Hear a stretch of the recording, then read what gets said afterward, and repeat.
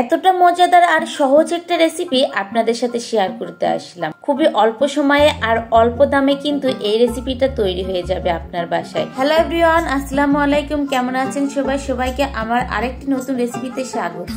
এখন তো বাজারে অনেক পরিমাণ কচুরমুখী পাওয়া যায়, আর কচুরমুখী সবজি তো এখন থাকবে, কারণ এটাই কচুরমুখীর সিজন। সবার বাসায় প্রায় আছে, আর দামও বেশি না, তাই ঝটপট এই রেসিপিটা ট্রাই করবেন। চলুন বেশি বক বক না করে রেসিপিটা সবাই মিলে একবার দেখে নেই।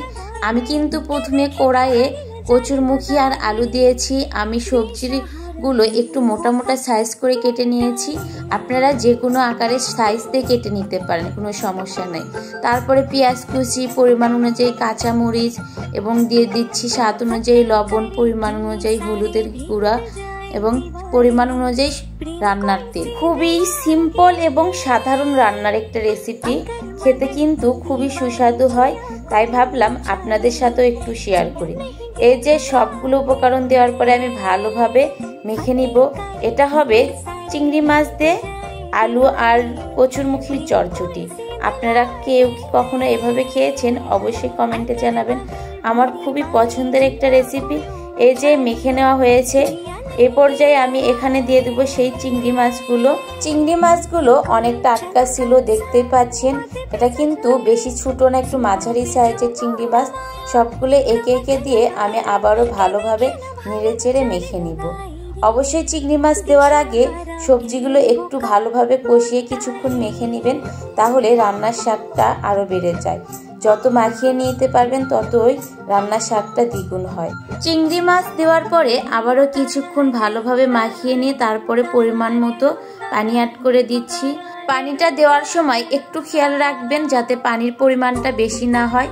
পানির পরিমাণটা বেশি হলে কিন্তু কচুরমুখীগুলো অনেকটাই গলে যাওয়ার সম্ভাবনা থাকে, বেশি একটা স্বাদ হয় না, তখন খেতে কেমন যেন একটা লেকটা লেকটা ভাব হয়।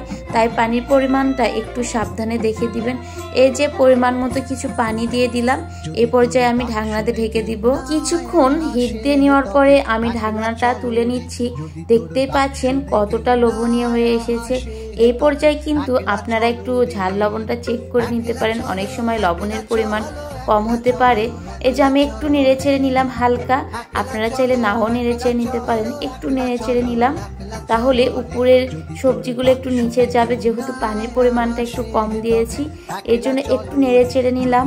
আমার এখানেও একটু লবণের পরিমাণটা কম ছিল, দেখেছিলাম ভাগ্যিস, তাই আবারও একটু দিয়ে নেড়ে চেড়ে নিয়ে ঢাকনাতে ঢেকে দিয়ে আমি রান্নাটা শেষ করে নিব। রান্নাটা প্রায় শেষের দিকে, তাই আর দেরি না করে ঝটপট এই রেসিপিটা অবশ্যই ট্রাই করবেন। অবশ্যই কিন্তু চিংড়ি মাছ থাকতে হবে, চিংড়ি মাছ থাকাটাই হচ্ছে বেস্ট। চিংড়ি মাছ আর কচুরমুখীর যে মিশে একটা স্বাদ তৈরি হয়, এটাই অনেক সুস্বাদু এবং মজাদার খেতে। এই রেসিপিতে অবশ্যই বাসায় ট্রাই করবেন। দেখতেই পাচ্ছেন কতটা লোভনীয় হয়ে এসেছে, আর গরম ভাতের সাথে খেতে বেশ জমে যায়। এই রেসিপিটা থাকলে আপনার সামনে যদি গরুর মাংস থাকে, তবুও আপনি এটাই বারবার খেতে চাইবেন। বেশ মজার হয়েছিল। সবাই ভালো থাকবেন, সুস্থ থাকবেন।